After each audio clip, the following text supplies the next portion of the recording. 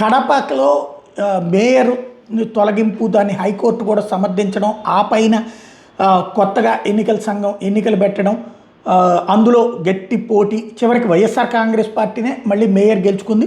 సురేష్ ఎవరైతే పాకా సురేష్ మేయర్ అయ్యారు. అయితే ఇప్పుడు తాజాగా అతనికి వ్యతిరేకంగా ఫ్లెక్సీలు పెద్ద ఎత్తున వెలిసినాయి. ఇంటి పన్ను కట్టకుండా కార్పొరేషన్ ఆదాయానికి గండి కొట్టారంటూ ఫ్లెక్సీలు వెలిసినాయి. మన కడపకి ఇదేం కర్మ, సిగ్గు సిగ్గు అంటూ ఫ్లెక్సీలు వేశారు. వెంటనే ఆ ఫ్లెక్సీలను తొలగించారు మేయర్ సురేష్ అనుచరులు.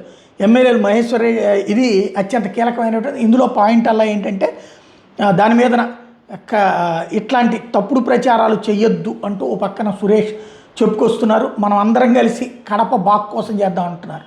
అది తెలుగుదేశం వాళ్ళు వేయించారా, వైసీపీ వాళ్ళు వేయించారంటే వైసీపీలో ఈయనంటే పడని వాళ్ళు ఇప్పుడు మేయర్కి మిగతా వాళ్ళు పోటీ పడ్డవాళ్ళు వేయించారు. ఓవరాల్గా పార్టీ మీద అవినాష్ రెడ్డికి పట్టు లేకపోవడమే దీనికి కారణం అన్నటువంటి చర్చ నడుస్తోంది.